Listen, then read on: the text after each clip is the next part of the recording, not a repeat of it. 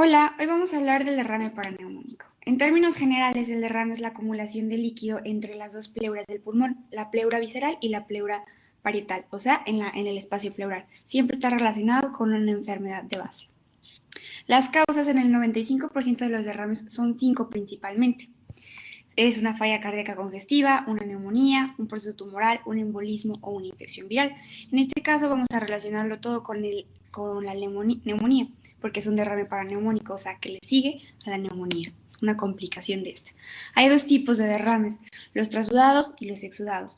Los trasudados no contienen proteínas y los exudados sí hay fuga de proteínas, como en esta imagen. O sea, aquí un trasudado solo hay aumento de permeabilidad del capilar y se fuga el líquido, y en el exudado se fuga líquido y aparte proteínas. Entonces, las causas en términos generales de los derrames en los trasudados son enfermedades sistémicas, como una enfermedad cardíaca, una cirrosis o un síndrome nefrótico. En los exudados, el problema está más a nivel localizado, o sea, en el pulmón. La pleura está afectada y acá la pleura no está afectada en los trasudados.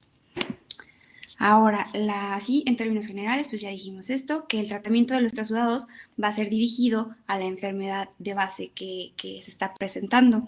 Y acá, pues aquí es tratar el problema de la pleura. Para distinguir los exudados se van a hacer dos pruebas de laboratorio. Una es la medición de proteínas y otra es la medición de la lactato deshidrogenasa. Entonces, en la primera se miden las proteínas en el líquido y se van a dividir sobre las proteínas que hay en el suero. Y en la segunda, igual, la lactato deshidrogenasa del líquido pleural y la lactato deshidrogenasa, pero del plasma. Y si es mayor a 0.6, es muy considerable de que sea un derrame de tipo exudado. Y acá, mayor a 0.5, también es muy considerable. Ahora, ¿qué vamos a evaluar en el líquido? Principalmente, bueno, al hacer la toracocentesis, extraer el líquido pleural, se evalúan las proteínas, el conteo de leucocitos, la glucosa, la amilasa, se hace un cultivo de bacterias anaerobias y aerobias.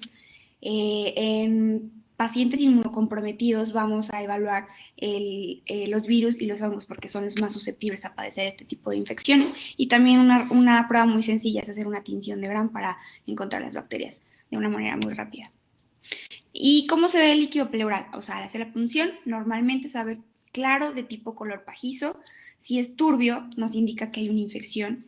Si es pus y amarillo o también verdoso, es un empiema. Y si hay contenido hemático, pues se llama hemotórax. Y aquí vemos los tipos de líquidos pleurales que hay. Aquí está en un trasudado, donde no hay fuga de proteínas, pero sí es un derrame pleural. Aquí un tórax donde hay sangre en la cavidad torácica. Y por ejemplo en este se ve súper purulento, muy amarillo el líquido, como verdoso también un poco. Y entonces este es un empiema. Y cuando es lechoso, se ve blanco y nos indica que en el líquido pleural también hay muchos triglicéridos, o sea, grasa.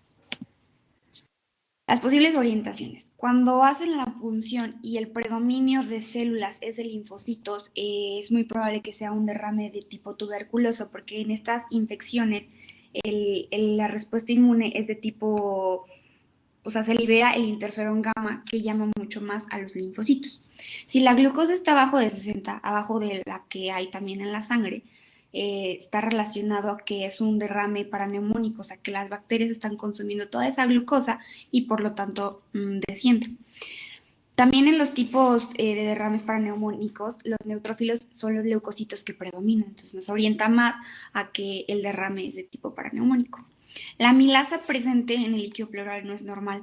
Esta nos puede relacionar a que hay una ruptura del esófago, entonces se fugó esta enzima y se encuentra en el líquido pleural. Y la adenosíndesaminasa es una enzima que también se encuentra en los derrames pleurales por tuberculosis.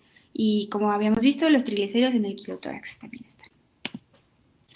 El derrame pleural infeccioso, es decir, que hay una infección, hay bacterias en el líquido pleural. Lo más común es que sea por tipo neumocítico o tuberculoso, pero las bacterias pueden llegar por varios mecanismos, o sea, por un trauma o porque el médico no limpió bien el material para hacer un procedimiento, entonces es un derrame infeccioso diatrógeno, o si hay una infección abajo del diafragma, en el abdomen, por ejemplo, un absceso hepático que se disemine por contigüidad hacia el pulmón, entonces hay infección en la pleura. Bueno, en la neumonía vemos que se va cercano a la pleura las infecciones. La epidemiología. En 20-60% de las neumonías adquiridas en la comunidad o una neumonía nosocomial van a presentar, o sea, si tienen una neumonía, 20-60 van a tener derrame. Y de estos derrames, 5-10% se van a complicar como empiema. Empiema es decir que hay pus, o sea, aparte de bacterias, hay pus en el líquido pleural. Es frecuente también el derrame infeccioso por tuberculosis. De hecho, la complicación más frecuente de la tuberculosis extrapulmonar es el derrame pleural. Un derrame paraneumónico es una neumonía que se complica, la infección se va a la cavidad pleural. También puede ser por un absceso, como en esta imagen, el absceso drena aquí directamente hacia la cavidad pleural, o por un embolismo séptico. Los tipos van a ser complicados. El complicado es decir que hay gérmenes, hay bacterias en el líquido pleural. No complicado, hay agua, pero no hay bacterias. Y un empiema, hay agua, bacterias y pus. Ahora, neumonía y derrame, ¿qué tan común es esto? Entonces, si un paciente llega a la consulta y presenta neumonía, hay que siempre pensar la posibilidad de que pueda haber un derrame, siempre, siempre. La neumonía es la principal causa de derrame pleural de exudado con proteínas y el 50% de las infecciones del pulmón por Streptococcus pneumoniae van a presentar un derrame pleural paraneumónico. Los factores de riesgo, pues la neumonía es uno muy importante, el estado inmunológico del paciente, si está tomando esteroides o otro medicamento inmunosupresor, o si el paciente tiene VIH, y la enfermedad subyacente siempre también es muy importante. Bueno, la fisiopatología de este derrame se va a dividir en 4 fases. La primera es la pleuritis seca. La pleuritis seca es decir que la infección, la inflamación, perdón, solo la inflamación se va a la pleura. Solo el predominio de linfocitos, los neutrófilos se van y dañan a la pleura. Aquí todavía no hay líquido, todavía no hay bacterias ni nada, solo la inflamación de la pleura, que se conoce como pleurodesis. Y puede aparecer un dolor en ese sitio donde está inflamado, que se conoce como pleurodinia, porque la inflamación afecta a las terminaciones nerviosas, entonces comienza a doler al respirar o al hacer un movimiento que afecte ahí, un movimiento del tórax. Y aquí no necesariamente se acompaña de proceso fluido, por eso es pleuritis seca, no hay líquido. Ahora, la segunda fase es la exudativa. Ahora sí, fase exudativa, pues, es decir, que hay líquido, pero el líquido es estéril. Entonces, la neumonía, se van los neutrófilos, aquí esta es la pleura, entonces está la inflamación. Y en los capilares pleurales se empieza a liberar citocinas proinflamatorias que hacen que aumente la permeabilidad capilar de ahí. Entonces se empieza a fugar líquido y aparte de que se están llamando más factores inflamatorios y se empieza a salir más y más líquido. Entonces en este proceso el sistema linfático ya no reacciona a tanto producción de líquido, su capacidad se supera y no reabsorbe el líquido. Entonces se acumula y se acumula y se acumula. Es importante decir que aquí el líquido no tiene bacterias. Aquí es cuando aparece el derrame pleural paraneumónico no complicado. ¿Qué quiere decir eso? No complicado es decir que no hay bacterias. Hay escasos neutrófilos, la lactato deshidrogenasa está por debajo de 1000 y el pH está arriba de 7.2. Aquí si se aplican los antibióticos de una manera correcta, el derrame pleural no se complica y no aparece la infección. Ahora, la fase 3 se llama fibrinopurulenta, es decir, fibrino es de que ya hay fibrina y purulenta de que ya hay bacterias.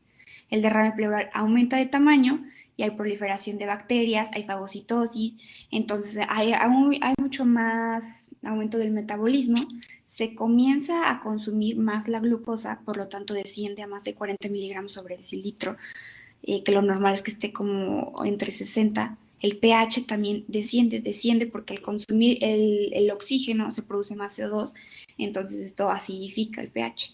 Y la lactato deshidrogenasa aumenta más de 1000. La lactato deshidrogenasa aumenta porque las bacterias la producen y aparte en la inflamación este es un indicativo de que hay inflamación, que se eleve esta enzima. Bueno, la inflamación hace que se pierda el equilibrio entre la coagulación y la fibrinólisis. En este caso va a haber mucho más activación de los elementos que favorecen la fibrosis y los fibrinolíticos están inhibidos. Por lo tanto, se va a hacer el derrame dividido en loculaciones, es decir, la fibrina, o sea, está el derrame pleural completo, pero la fibrina va a haber tabicaciones y se va a hacer por partes.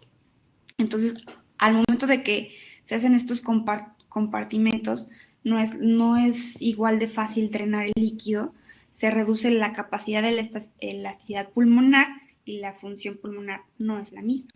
Entonces ya cada vez se va complicando y complicando más. Ahora, el derrame pleural paraneumónico complicado ya es donde ya aparecen estos tabiques, estas septas, donde ya hay bacterias. Entonces, por ejemplo, aquí, este es un septo en el compartimento A y el compartimento B. Si vemos aquí este diagrama, aquí indica que hay bacterias, hay células inflamatorias y hay que tomar en cuenta que el paso de difusión de bacterias no pasa, es impermeable a la barrera a las bacterias, pero no es impermeable a las bacterias y a los neutrófilos, pero no es impermeable a la glucosa ni al pH. Entonces, en estos dos compartimentos va a estar equilibrado la glucosa y el pH. Pero, por ejemplo, si aquí hay bacterias, no pueden pasar. Entonces, al momento de funcionar en esta parte, sí van a encontrar bacterias. Pero si se funciona en esta parte, no van a encontrar bacterias. Pero lo que sí van a encontrar es un pH bajo y una glucosa baja. Esto nos indica que aquí no hay bacterias, pero cercano sí hay una infección. Ahora, la última fase, la fase organizativa, esta es la más mala porque ya se complicó todo, ya hay más producción de colágeno porque vimos que la inflamación se empiezan a activar todas estas las células que secretan, o sea, los fibroblastos que secretan colágeno y fibrina y se empieza a acumular. Se hace un engrosamiento pleural que se conoce como fibrotórax o pulmón atrapado. Por ejemplo, en esta radiografía podemos ver que tras una neumonía lobar por streptococoneumonía se complicó y se hizo un derrame pleural. Esta paciente ya se le drenó el derrame, pero a pesar de esto queda un engrosamiento pleural muy significativo, a diferencia que acá no se ve. Esta es la misma radiografía. Bueno, aquí vemos el engrosamiento. ¿Y qué pasa si no se drena el líquido? Si no se drena el líquido, se va a hacer esa corteza fibrótica que acabamos de mencionar, o el líquido va a querer salirse por algún lugar. O se sale hacia la vía aérea o se sale a la pared torácica. Si se sale a la vía aérea, por ejemplo en esta tomografía, se produce una fístula broncopleural. Entonces aparece todo este líquido en las vías aéreas. Y otra complicación más fea es que se vaya a la pared torácica, que se llama empiema necessitatis. Como aquí, o sea, drena el líquido de alguna manera a la pared torácica. Ahora en esta tomografía se ve el empiema aquí. A diferencia, no se ve la densidad bonita del aire en este lado.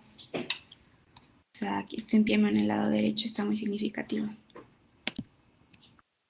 Bueno, para resumir, las etapas del derrame van a ser: en una pleuritis seca es donde sí hay proceso inflamatorio, pero no hay líquido, no hay bacterias. ¿Puede haber dolor pleurítico por roce? Sí.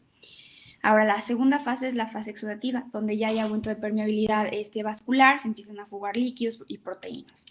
Pero aquí el líquido es estéril, el pH está mayor a 7.2, no hay bacterias, y si se hace una punción en este momento, el líquido sí va a estar ceroso, no va a estar del color normal.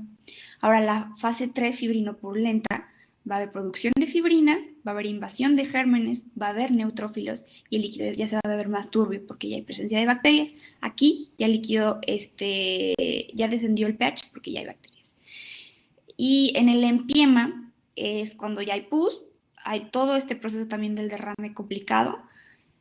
Y en el último lugar va a estar el empiema loculado, donde ya es la fase organizativa, hay invasión por fibroblastos y se tabica el derrame pleural.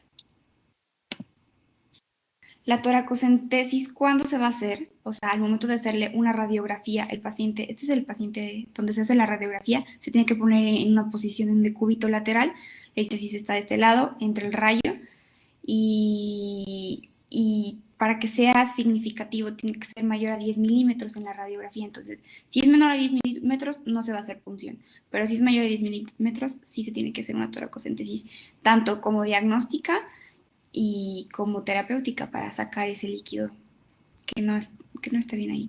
Y si el líquido tiene pus y tiene olor muy feo, esto es diagnóstico de que hay un empiema y que es muy posible que las bacterias anaerobias ya están infectando.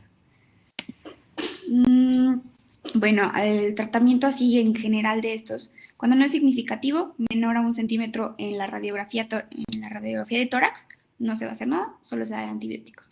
Y cada vez que se va complicando más, el derrame pleural complicado, se dan antibióticos y hay que hacer toracocentesis, sí hay que evacuar ese líquido. Y se va complicando más y más la cosa, entonces se dan antibióticos y otros drenajes, aparte de que se tiene que usar fibrinolíticos si aparecen las loculaciones, los tabiques del derrame. Análisis microbiológico, muy importante hacerlo, pero hay que tener en cuenta que solo en 58% de los cultivos va a salir positivo. Esto aumenta más la eficacia si se hace un estudio molecular como la PCR. La teoría de qué bacterias se van a encontrar dentro de este derrame son las de la neumonía, claro, o sea, que se extendieron desde la neumonía hacia la pleura, pero hay coinfección por otras bacterias, entonces también es común que se encuentren las anaerobias, no solo las de las neumonías. Entonces, ¿qué neumonía se puede presentar? Pues la adquiere en la comunidad, que principalmente es por estreptococo neumonía, la neumonía nosocomial, en un paciente que broncoaspira, por ejemplo, los pacientes que están en coma o que son alcohólicos, tienen la probabilidad muy alta de que broncoaspiren Klebsiella neumonía y aparezca este derrame pleural infeccioso. O en pacientes inmunocomprometidos, como habíamos comentado antes, es que es muy probable que se infecten por hongos oportunistas o por bacterias oportunistas. Bueno, en la neumonía de la comunidad, el más prevalente es el Streptococcus pneumoniae, y en la del hospital, el estafilococo o otros gram negativos, también anaerobios y todos estos más. Las manifestaciones clínicas no van a ser tan diferentes como los de una de neumonía, o sea, el paciente llega con neumonía y tiene disnea, tiene tos, tiene fiebre y tiene dolor pleurítico. Entonces va a ser la misma presentación clínica. De hecho, es muy difícil un derrame pleural para neumónico complicado y no complicado. Hay que hacer la toracocentesis para poder diagnosticarlos. Bueno, en el diagnóstico, en la radiología, esta es una radiografía de tórax, se va a ver la obliteración del seno costofrénico, como en este caso hay una acumulación de líquido, hay una opacidad mayor al resto del parénquima pulmonar.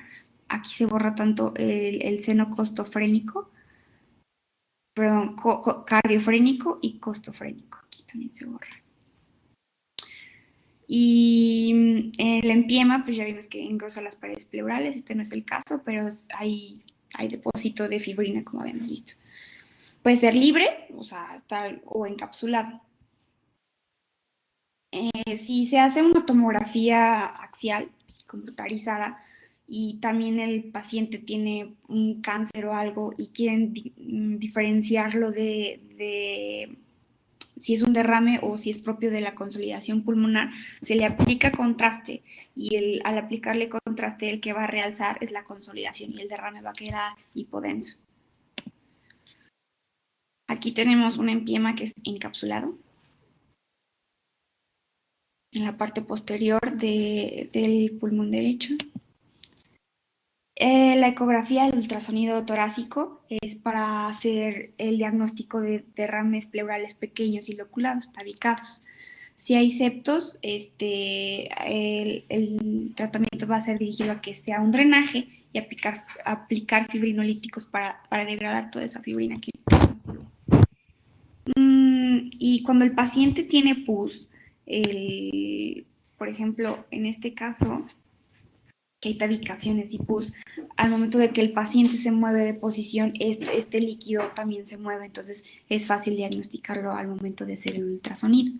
Y sirve como guía para aplicar la toracocentesis y colocar un drenaje, o sea, se hace el ultrasonido y sirve de guía para poner la cánula. En este ultrasonido se ve pues mucho líquido y también las tabicaciones. Bueno, cuando es pus se ve más hiperecogénico, o sea, más blanco, como aquí. Esto es pus. Todo esto es pus y esto solo es líquido. La toracocentesis diagnóstica.